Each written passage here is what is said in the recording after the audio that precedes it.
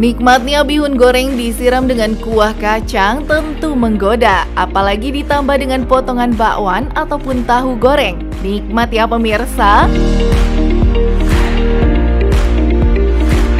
Mie yang terbuat dari tepung beras ini memiliki kandungan yang sama dengan nasi. Tapi benarkah kalau bihun lebih baik daripada nasi? Bihun sama dengan nasi itu adalah fakta jika dilihat dari kandungan kalorinya. Loh, kok bisa seperti itu? Dalam 100 gram nasi mengandung kira-kira sebanyak 175 kilokalori, dan itu setara dengan 50 gram bihun. Namun, jika bihun diambil kira-kira 100 gram sama dengan nasi, maka kandungan kalori bihun jauh lebih besar, hampir 2 kali lipat dibanding nasi. Kok bisa ya? Karena bihun ini terbuat dari tepung beras, sehingga jumlah yang dipakai dalam 100 gram jauh lebih banyak dibanding dengan nasi 100 gram. Belum makan kalau tidak makan nasi, begitulah kebiasaan yang dimiliki masyarakat Indonesia. Tapi tidak bagi Anda yang memiliki riwayat diabetes ya, karena harus menjaga asupan makanan yang Anda konsumsi. Nah, fakta atau mitos ya, kalau orang dengan diabetes lebih baik konsumsi bihun daripada nasi? Itu adalah mitos. Jadi bagi penyandang diabetes atau diabetesi, itu jauh lebih baik mengkonsumsi nasi dibanding bihun. Kok bisa? Karena nasi, apalagi nasi beras yang baru dipanen, kemudian baru ditumbuk dengan kandungan seratnya yang banyak, yang sering kita lihat beras yang warnanya agak kekuningan, itu kaya akan serat dan itu jauh lebih baik. Kok bisa ya? Karena dia ikut mengandung indeks glikemik yang rendah. Kadar gulanya menjadi jauh lebih lambat naik dibandingkan dengan beras yang putih. Apalagi dalam bihun yang putih seperti ini, yang sudah digiling tepungnya menjadi tepung beras, indeks glikemiknya lebih tinggi dibanding dengan beras yang baru saja ditumbuk. Mau langsing nggak usah pusing. Lakukan olahraga rutin, menjaga asupan makanan Anda dan menghindari makanan tinggi lemak dan mengonsumsi buah serta sayur. Benarkah kalau bihun baik dikonsumsi saat sedang diet? Ini adalah mitos. Loh, kok bisa ya seperti itu?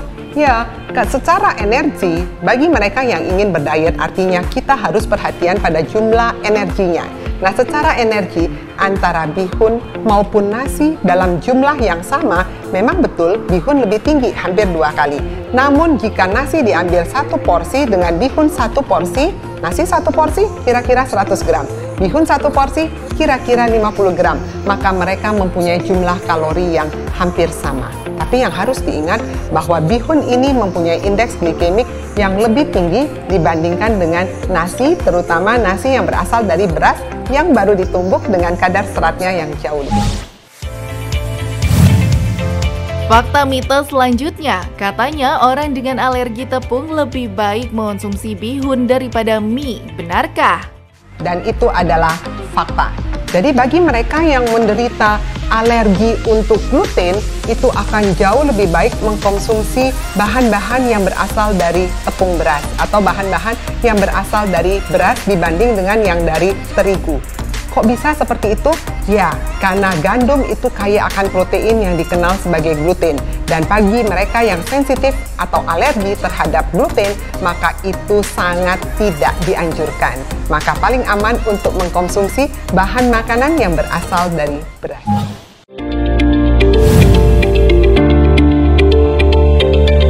Saat sulit untuk buang air besar, rasanya pasti tak nyaman ya. Pola hidup yang tak sehat menjadi penyebab kalau sudah begini. Ada baiknya Anda mengonsumsi buah yang tinggi serat seperti pepaya dan juga pisang.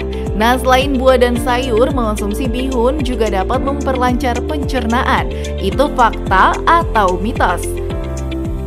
Ya, itu adalah mitos. Kenapa bisa mitos? Ya, kandungan bihun dengan kandungan nasi hampir sama saja. Nah, bihun ini umumnya kandungan seratnya sudah minimal sekali dibandingkan dengan nasi yang berasal dari beras yang baru saja ditumbuk. Itu kandungan seratnya jauh lebih tinggi. Sehingga dengan kandungan serat yang lebih baik, lebih banyak tentunya akan sangat bagus untuk saluran cerna kita.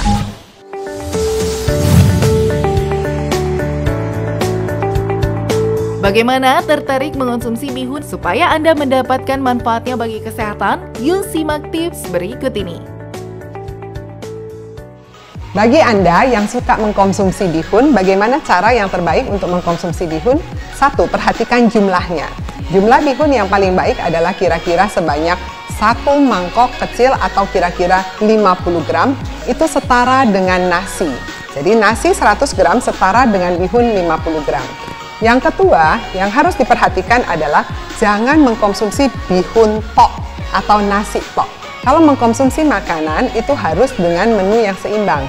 Kenapa? Karena bihun adalah pengganti nasi, karena kandungan karbohidratnya cukup tinggi. Oleh karena itu, ada beberapa cara yang bisa dilakukan untuk mengkonsumsi bihun.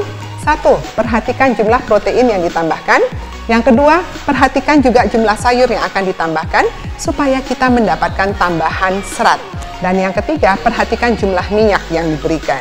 Sering sekali bihun ini ditambahkan dengan minyak yang berlebihan. Tujuannya untuk menghindari terjadinya perlengketan supaya tidak terjadi penggumpalan. Namun harus diperhatikan minyak yang ditambahkan jangan berlebihan. Biasanya sekitar 1-2 sendok teh saja untuk mendapatkan menu yang seimbang sehingga tidak terjadi kelimpahan kalori yang berlebihan.